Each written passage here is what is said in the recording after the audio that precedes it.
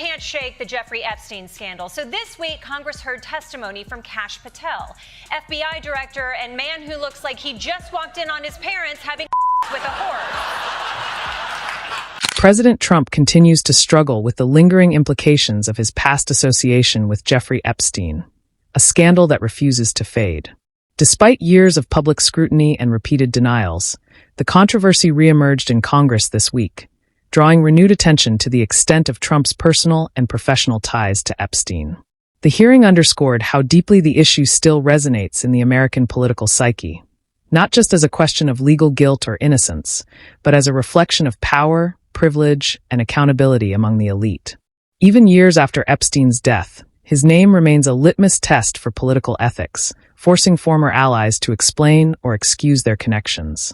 Felt bad for Patel. He had to convincingly pretend that his boss had nothing to do with Jeffrey Epstein, and he was not. 100 times? No. Then what's the number? I don't know the number, but it's not that. Yeah, okay? It's not that. Everyone just needs to calm down, okay? The president's name appears in the pedophile sex crime report a normal number of times. Kash Patel, a prominent Trump ally and former national security official, appeared before Congress to testify about the administration's awareness of Epstein's activities. The moment was tense and awkward. Patel's every word was scrutinized for signs of evasion or loyalty. His repeated insistence that the president's name appeared only a normal number of times in related reports sounded defensive and unconvincing. The exchange revealed not only the moral discomfort surrounding Epstein's legacy, but also the challenge of maintaining political loyalty when faced with uncomfortable truths. Patel's attempt to protect his former boss made for an uneasy display of allegiance under pressure. Listen, it does not look like Kash Patel can do this on his own. Mr. President, get down to Capitol Hill and show Patel you got his back. The president left the White House today, heading to London for a state visit. Wow, Kash did not. What became clear during the testimony was that denial carries its own price. The effort to minimize the connection between Trump and Epstein highlighted the broader culture of deflection that has long characterized Trump's circle. Rather than addressing uncomfortable facts directly, aides often rely on vagueness, humor, or exaggeration to diffuse criticism. Yet, each such performance chips away at credibility. In Patel's case, his hesitance and nervous laughter spoke volumes, capturing a government official caught between duty to the truth and loyalty to a powerful figure. The moment served as a metaphor for the larger moral compromises made during Trump's presidency. Been in office for 100 days, or as he likes to call it, longer than any president in the history of the world. It should be a week of celebration, but tell that to the economy. Yes, the U.S. economy is undergoing what economists refer to as a George Costanza. The congressional hearing also illustrated the defensive posture that has become almost instinctive for Trump's team. No accusation is too minor to provoke an outsized response, no criticism too small to ignore. This reactionary mode of governance has left the administration's image perpetually embattled, its allies exhausted by the constant need to manage damage control. Patel's testimony symbolized that exhaustion, a man visibly strained, trying to keep the narrative intact as public trust erodes.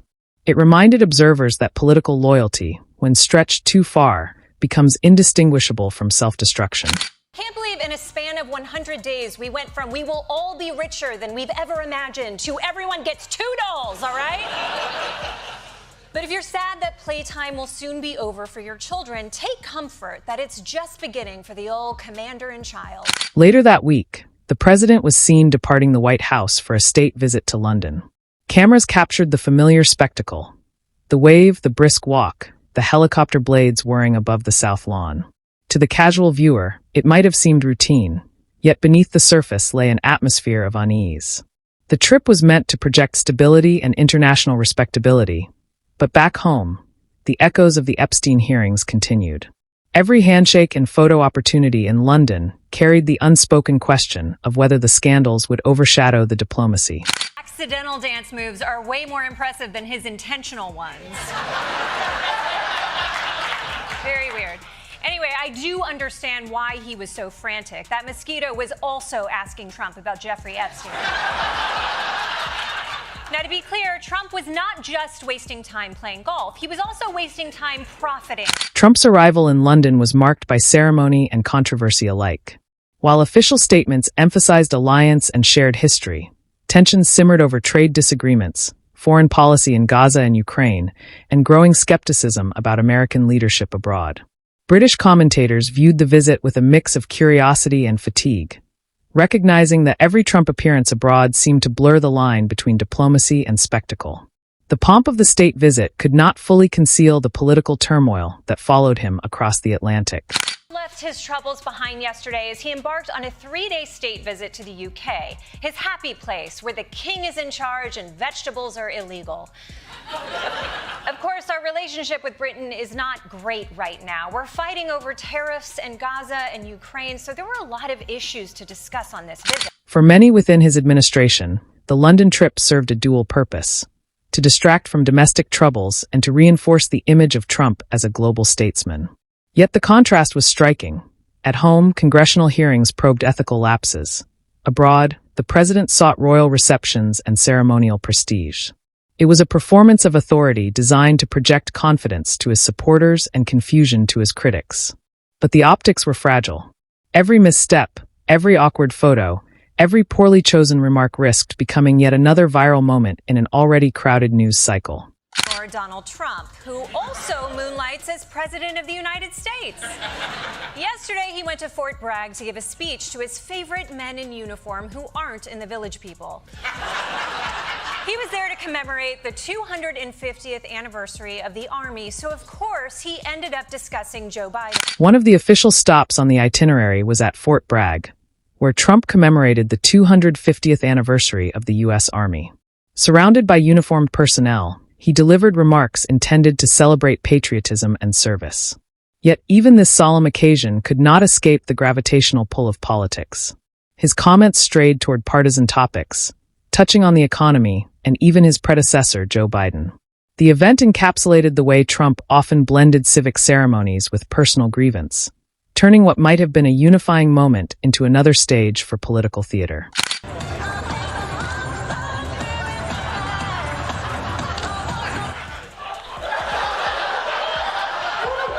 Damn, girl, you got moves. What is this? Is he voguing? Shoe fly sachet. Observers noted how the Fort Bragg appearance epitomized Trump's tendency to conflate personal achievement with national pride. References to his own administration's successes mingled with tributes to soldiers, producing a tone that oscillated between reverence and self-advertisement. For veterans and military families, the mixture was jarring, a reminder that under Trump, public service frequently became a backdrop for personal branding. The moment left critics wondering whether genuine appreciation could exist alongside such relentless self-promotion.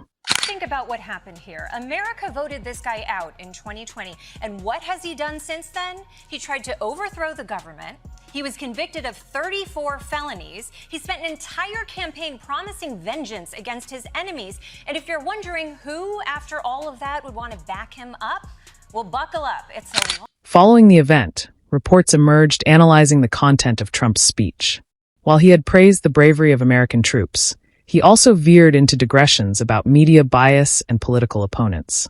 Analysts described the address as emblematic of his rhetorical style: impromptu, self-referential, and heavy on emotional appeal. Even supporters admitted that coherence often took a back seat to improvisation. Yet for Trump's base, that very spontaneity was proof of authenticity. The dichotomy revealed a country still sharply divided over what leadership should look like. So, all of America. You just listed all of America.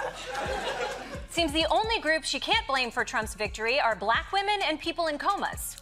Oh, and puppies. Or puppies in comas. God damn it, I just made myself more sad. As the trip concluded, another controversy erupted when Trump appeared to endorse the idea of resettling Palestinian populations by rebuilding Gaza into a new Mar-a-Lago. The statement, delivered half in jest and half in provocation, was interpreted globally as tone-deaf and insensitive. Diplomats scrambled to clarify the administration's actual stance, emphasizing that no such policy existed. The episode illustrated once again how a single offhand remark could trigger waves of diplomatic confusion, reinforcing concerns about the unpredictability of Trump's foreign policy. See, most Most people would have gone with brightest bulb or sharpest tool, but Donald Trump took half of both and smushed them together. That is what makes him the cream of the litter. But again, Trump wasn't there to talk about Joe Biden. He was there to talk about America's proud military history. When pressed by reporters, Trump doubled down, suggesting that his comment had been misunderstood. However, by then the damage was done. Media outlets across the world replayed the clip, juxtaposing it with images of humanitarian crises in Gaza. The juxtaposition painted a troubling picture, a leader treating geopolitical tragedy as a branding opportunity. Critics argued that it exemplified the moral tone-deafness of his administration, where complex international issues were often reframed through the language of real estate and self-promotion. Trump didn't bring everybody into the Oval Office just to sell hats. He was there to sell something much more fancy. We're going to be selling a gold card. You have a green card. This is a gold card. We're going to be putting a price on that card of about $5 million, and that's going to give you green card privileges. The public response was swift and polarized. Supporters dismissed the uproar as another case of the media taking Trump too literally, while opponents viewed it as proof of his unfitness for serious diplomacy. Commentators on both sides agreed on one point. The remark, whether intentional or not, encapsulated the surreal blending of entertainment and governance that defined Trump's presidency. It became another entry in the long list of moments where spectacle overshadowed substance. He wants to rebuild it, and he wants to turn it into Mar-a-Lago. At least the Palestinians will have a place to go back to. Donald Trump calling for the permanent resettlement of roughly 2 million Palestinians. I don't think people... Okay, just so I'm clear, your idea is to take over Gaza, rebuild it into Mar-a-Lago, and make sure that the Palestinians who live there... By this stage of his tenure, even routine events became opportunities for scandal. Whether through impulsive remarks, exaggerated claims, or ethically dubious alliances, Trump seemed magnetically drawn to controversy. The Epstein hearings, the Fort Bragg speech, and the Gaza comment all fit into a recognizable pattern. Moments that might have reinforced leadership instead deepened division. The repetition of such cycles demonstrated how political survival under Trump often depended on feeding the very chaos it produced. In the end, these episodes form a mosaic of a presidency defined not by quiet governance, but by constant drama. The hearings, the speeches, and the foreign trips all share a theatrical quality, moments designed for headlines rather than history. As the laughter, outrage, and confusion fade, what remains is a portrait of a leader who equated attention with success.